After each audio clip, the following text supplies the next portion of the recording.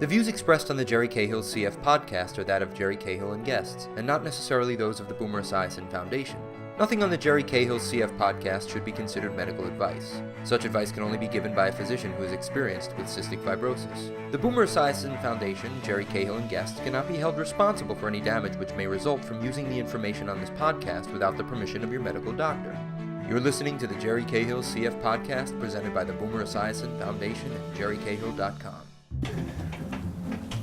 Your mom is posting on my Facebook already. I love it. I know. Every time she posts something, it always blows up. Welcome to Jerry Cahill's Living, Breathing, Succeeding podcast.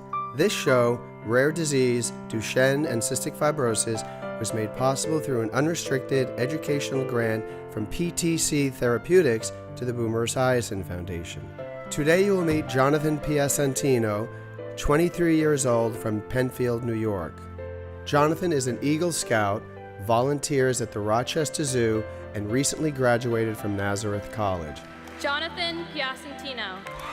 Jonathan is a Duchenne advocate and participates in clinical trials. My name is Jonathan Piacentino, and I'm 23 years old, and I have Duchenne Muscular Dystrophy.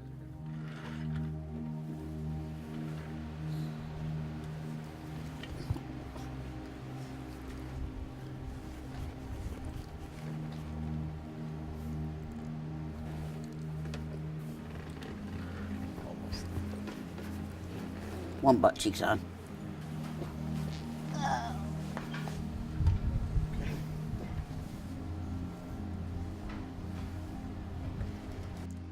There we go.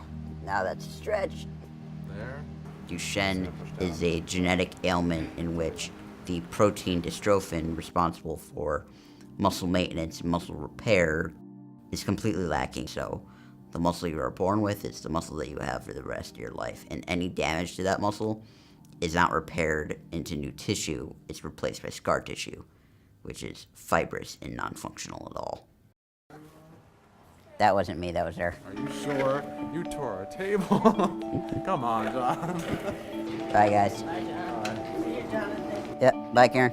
Across the country, those that are diagnosed with Duchenne only amounts to about 20,000 individuals. So Duchenne's like CF, it's a rare disease and it's a day-to-day struggle.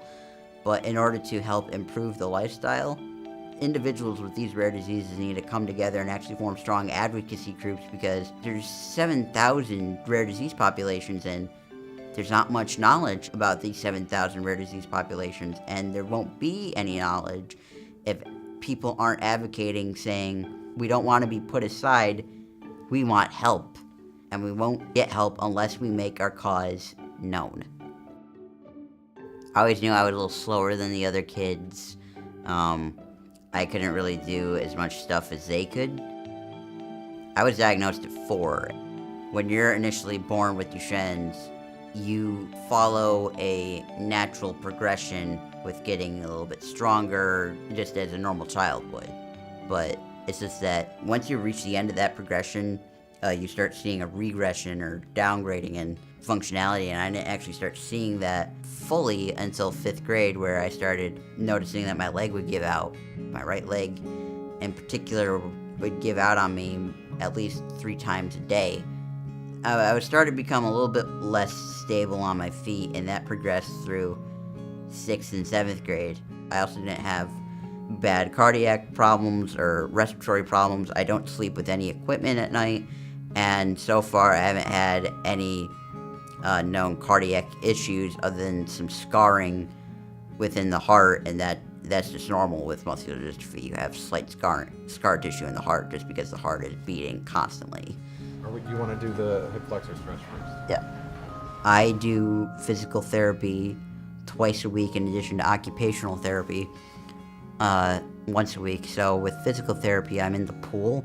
My therapist stretches me. I'm doing exercises with light weights, and I'm kind of paddling and swimming along, because one of the main issues with muscular dystrophy is not only are you weak, but because your muscles are muscle tension is so weak, you develop extreme contractures.